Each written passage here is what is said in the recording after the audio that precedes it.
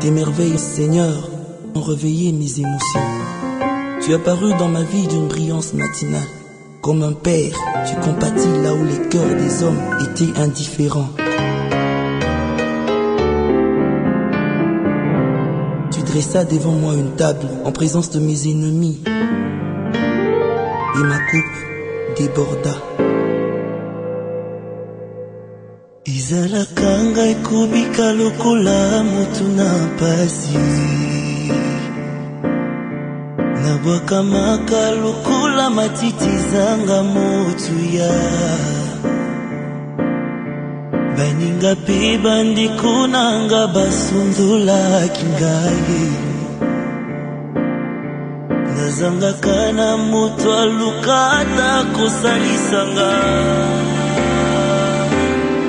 Nabakamaka lukula mwana zanga babuti Natana miso ya bato Nazanga kitina Solo na yingaki Nalubwa kwa basusi Na poto poto Hilo kwa pamba nazalaki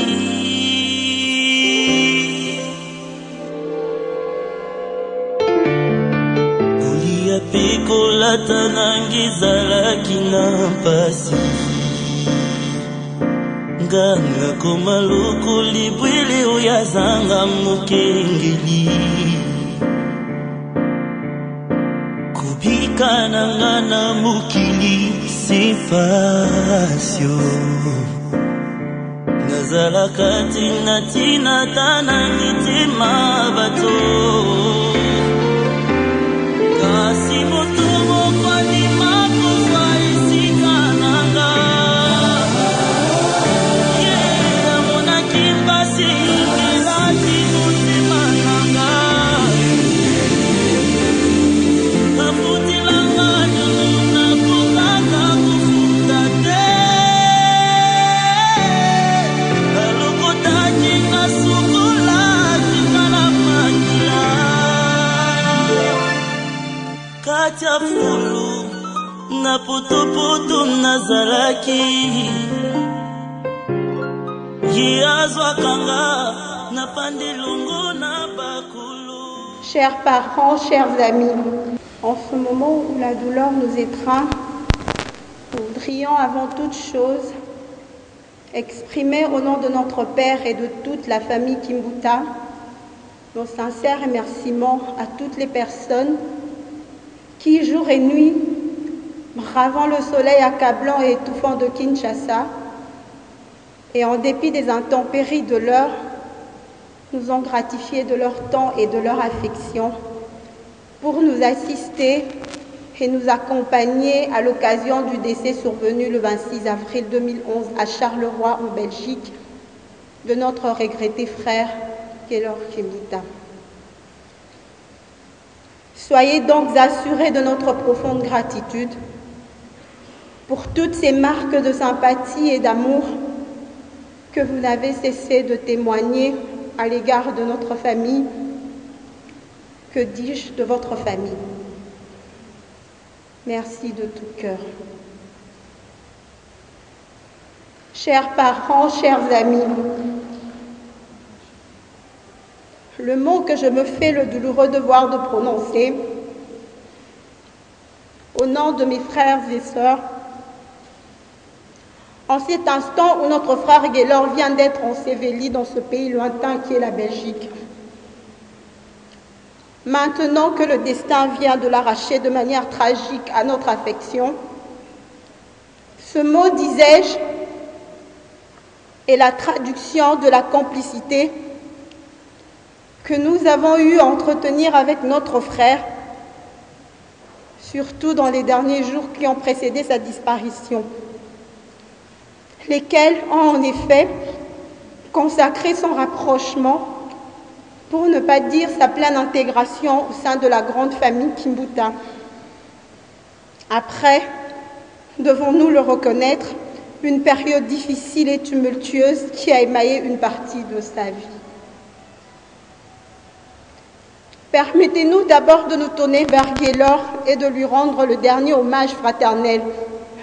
Que son âme, qui repose désormais dans les lieux célestes, mérite amplement de la part de ceux qui l'ont toujours chéri.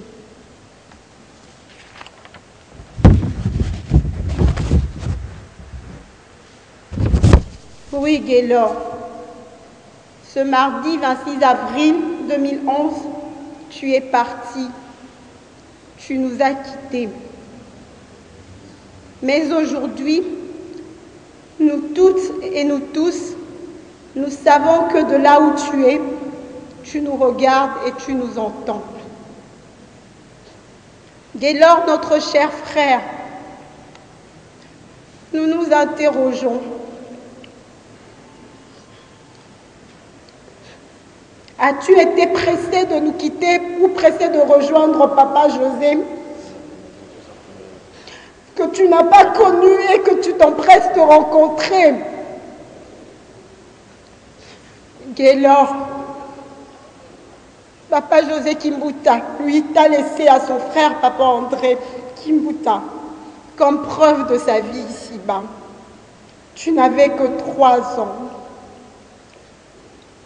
Papa José a sûrement voulu que tu sois le vrai bébé de son frère André. Ce que tu lui as toujours été jusqu'à ton dernier soupir. Gaylor, comment ne pouvais-tu pas savoir que ta mort est un double de part pour papa? Car dorénavant, tu le prives de la seule et unique preuve qu'il avait, un attachant grand frère qui a façonné sa vie, qui l'a entraîné dans la passion des mathématiques et qui a fait de lui ce qu'il est devenu aujourd'hui. Mais Gaylor, nous aussi, tes frères, nous aussi, tes sœurs, nous qui t'aimons, pourquoi as-tu choisi de nous laisser les mains vides de toute preuve de ta vie? Tu es parti juste après avoir dit à papa, « Je me marie bientôt et je te donnerai beaucoup de petits-fils. »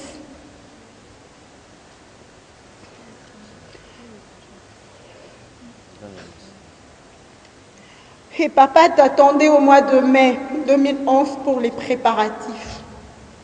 Merci.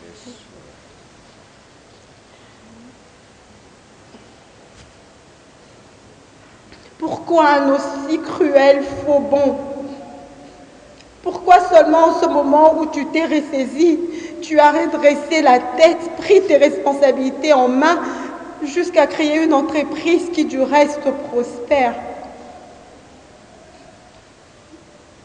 Qu'à cela ne tienne, c'est la fatalité et nous ne pouvons que nous y incliner. Tout est volonté de Dieu, car les voies de l'Éternel sont insondables.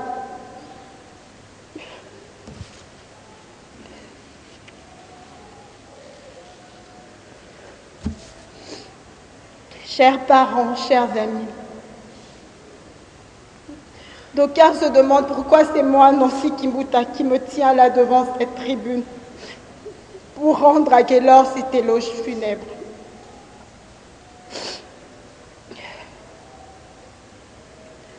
Gaylor, mon frère,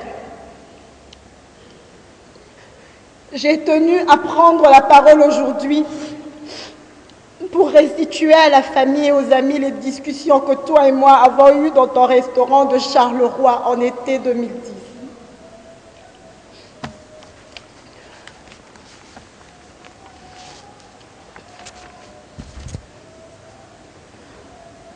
En effet, pour mon mariage, papa avait voulu que toute la famille participe à l'événement.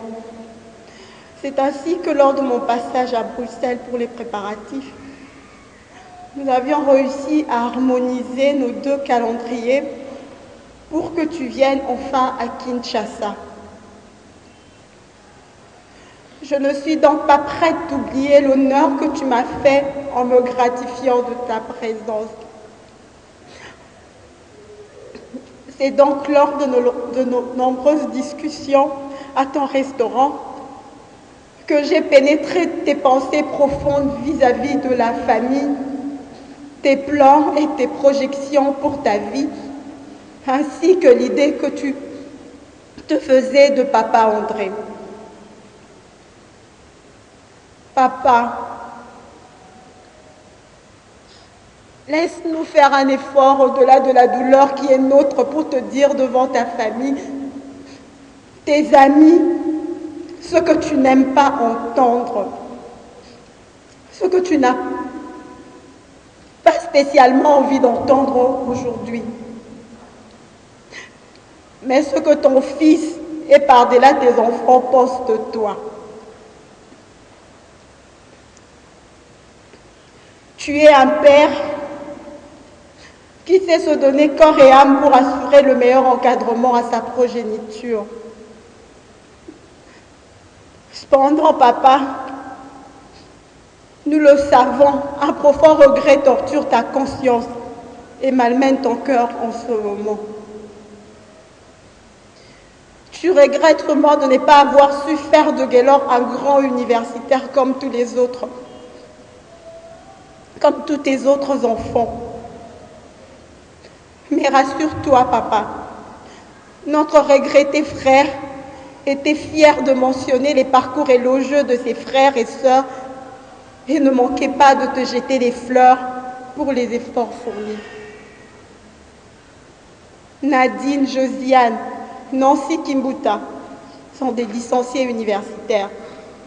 Trésor Andrea sont l'un ingénieur en bâtiment à Amsterdam et l'autre licencié en finances publiques aux États-Unis. Sarah et Déborah sont toutes les deux brillantes études. L'une dans une grande école de commerce à Bruxelles et l'autre aux États-Unis dans une université spécialisée en criminologie, alors que Eric est en sciences économiques. Yannick et Patrick se spécialisent tous les deux en management. Le premier termine son MBA à Oxford en Angleterre, tandis que le deuxième a choisi l'Afrique du Sud pour obtenir également son MBA. Jonathan le surdoué a eu son bac à 17 ans et attaque une extraordinaire carrière universitaire en Polytechnique. Son frère jumeau Anthony préfère le droit et à l'âge va commencer les études de médecine